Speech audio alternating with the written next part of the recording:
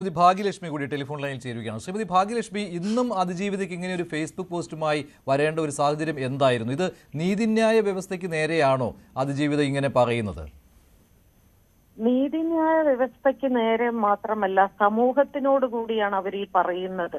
അവരെല്ലാവരോടും കൂടിയാണ് പറയുന്നത്. നോക്കൂ, അവൾക്ക് നേരെ സൈബർ ആക്രമണം കഴിഞ്ഞിട്ട് ഇപ്പൊ ഇതാ അവൾക്ക് വേണ്ടി സംസാരിക്കുന്ന ഞങ്ങൾക്കെല്ലാം നേരെയായിരിക്കുന്നു സൈബർ ആക്രമണം. ഇന്ന് എനിക്കെതിരെ വളരെ മോശമായിട്ട് ഏതോ ഒരുത്തൻ ഫേസ്ബുക്കിൽ വളരെ മോശമായിട്ട് എന്റെ കുടുംബ പശ്ചാത്തലം അത് ഇതൊക്കെ പറഞ്ഞിട്ട് വളരെ മോശമായ ഒരു കമന്റ് ഇട്ടിരിക്കുന്നു.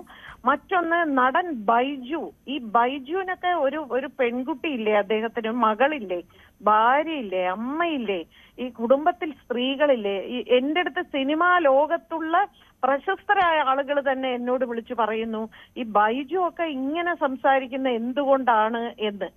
അപ്പൊ ഇയാളൊക്കെ സത്യത്തിൽ എന്താണ് ഇയാളുടെയൊക്കെ ഉദ്ദേശം? എന്തിനു വേണ്ടിയാണ്? അവസരങ്ങൾക്ക് വേണ്ടിയാണോ?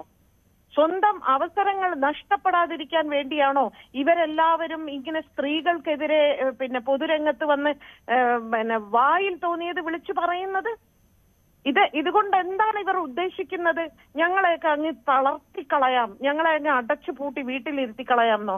അങ്ങനെയൊന്നും ഞങ്ങളാരും മിണ്ടാതിരിക്കുമെന്ന് കരുതണ്ട. അതിന് പറയുന്നത് എന്താണ്? ഞങ്ങൾക്ക് മനോവൈകല്യമാണ്, ഞങ്ങളുടെ കുടുംബ പശ്ചാത്തലം ശരിയല്ല. അത് ശരി, സമൂഹത്തിനോടോ അല്ലെങ്കിൽ നീതിന്യായ വ്യവസ്ഥയോടോ ചോദ്യം ചോദിക്കുമ്പോ അതെങ്ങനെയാണ് കുടുംബം പറയാൻ സാധിക്കുന്നവർക്ക്?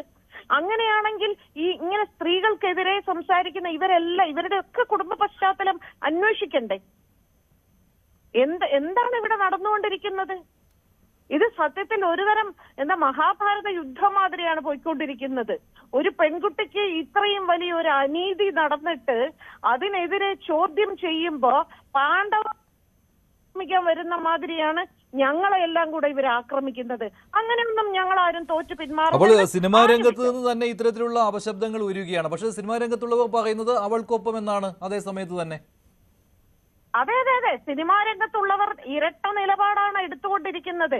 എന്റെ വിളിച്ച് ഒരു ഭാഗത്തു കൂടെ നിങ്ങൾ ശക്തമായ നടപടി എടുക്കണം എന്ന് പറയും, അവൾക്കൊപ്പം എന്ന് പറയുകയും ചെയ്യും. പക്ഷെ പുറത്തേക്ക് വന്ന് പ്രത്യക്ഷത്തിൽ അവൾക്ക് വേണ്ടി ആരും രംഗത്തിറങ്ങില്ല, സംസാരിക്കില്ല. കാരണം എല്ലാവർക്കും ഭയമാണ്, അവരവരുടെ അവസരങ്ങൾ ഇല്ലാതെയാകുമോ എന്ന ഭയം. ഇപ്പോൾ വിനു കൂടിയുണ്ട്, വിനു കിരീത് ശരിയുമാണല്ലോ. അങ്ങനെയല്ല ഭാഗ്യലക്ഷ്മിയും കൂടെ കേൾക്കാൻ വേണ്ടി ഞാൻ പറയാണ്. നമ്മള് ഒരു വ്യക്തി ഇപ്പോൾ പഴയ ഉർവശി ശോഭ സൂയിസൈഡ് ചെയ്തപ്പോൾ സോഷ്യൽ മീഡിയ ഇല്ല. അന്ന് ബാലു മഹേന്ദ്ര പല കോടതികളിലും പോയിട്ട് അവസാനം ശിക്ഷിക്കപ്പെട്ടത് കോടതിയാണ് കണ്ടെത്തിയത്. പ്രോസിക്യൂഷൻ കണ്ടെത്തിയ ആൾ കുറ്റക്കാരനാണെന്ന്. ഇവിടെ സോഷ്യൽ മീഡിയ വന്നപ്പോൾ നമ്മൾ വിധി പറയാൻ ആരും അല്ല. അതാദ്യം മനസ്സിലാക്കുക. കോടതിയെ സംബന്ധിച്ചിടത്തോളം തെളിവുകൾ അത് മസ്റ്റാണ്. പ്രോസിക്യൂഷൻ അവിടെ പരാജയപ്പെട്ടെങ്കിൽ അത് കോടതിക്ക് നമുക്ക് മേൽക്കോടതി ഇപ്പോൾ അവിടെ ജഡ്ജിയെ പറയാനും നമുക്ക് അവകാശമില്ല. വിധിന്യായത്തെ നമുക്ക് വിമർശിക്കാം, വിധിന്യായത്തെ ന്യൂനതകൾ ചൂണ്ടിക്കാണിക്കാം. അങ്ങനെ ചൂണ്ടിക്കാണിക്കുമ്പോഴാണ് ഭാഗ്യലക്ഷ്മിയെ പോലെയുള്ളവർക്ക് അവഹേളനം നേരിടേണ്ടി വരുന്നത്. അത് സിനിമാ രംഗത്ത് അവഹേളനം ഭാഗ്യലക്ഷ്മിക്ക് വരുന്നവരെ എല്ലാവർക്കും അത് സോഷ്യൽ മീഡിയയിൽ വരും. നമ്മളത് ഈ ചെവി കൂടെ കേട്ടിട്ട് ഈ ചെവി കൂടെ കളയുക. അല്ല, അങ്ങനെയാണോ? അങ്ങനെ പറയാൻ പറ്റുമോ? നിങ്ങളുടെ വീട്ടിലുള്ള സ്ത്രീകളാണെങ്കിൽ ഇതുപോലെ ഈ ചെവി കൂടെ കേട്ട് നിങ്ങൾ മിണ്ടാതിരിക്കോ? നിങ്ങളുടെ വീട്ടിലെ സ്ത്രീകളെ കുറിച്ച് ഇതുപോലെ വായിൽ തോന്നിയ കഥകൾ ഓരോരുത്തരും മെനഞ്ഞുണ്ടാക്കിയാൽ വിനു മിണ്ടാതിരിക്കോ?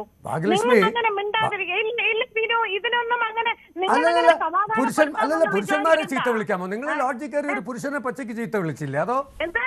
ഞാൻ ചീത്തയെന്ന് വിളിച്ചിട്ടില്ല. അത് മ്യൂട്ടായി. അത് പലരും കൂടെ വന്നവര് വിളിച്ചു കാണുമല്ലോ.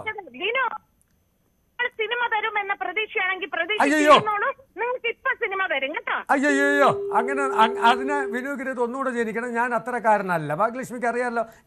നമ്മൾ ഒരാളെയും നമ്മൾ ബ്ലെയിം ചെയ്യാൻ പാടില്ല. നിയമത്തിന് നമ്മൾ ചർച്ച ചെയ്യുമ്പോൾ എന്തൊക്കെയാണ് നമ്മുടെ അത് പറയാം. അല്ലാതെ നമ്മൾ ഇന്നാരെ ശിക്ഷിച്ചേ അടങ്ങുള്ളൂ, ഇന്നാരെ രക്ഷിച്ചേ അടങ്ങുള്ളൂ എന്ന് പറയാൻ നമുക്ക് പറ്റും. പക്ഷേ അത് ഈ പറയുന്ന പോലെ താങ്കൾ ഈ ഒരു ചെവിയിൽ കൂടെ കേട്ട് മറുചെവിയിൽ കൂടെ കളയുക. സോഷ്യൽ മീഡിയ അങ്ങനെയാണ്. പ്രധാനമന്ത്രി പേരെടുത്ത് തന്നെയാണ് ഭാഗ്യലക്ഷ്മി പറഞ്ഞത്. സിനിമാ രംഗത്തെ ഒരു പ്രമുഖനാണ് അവഹേളനം നടത്തിയത്.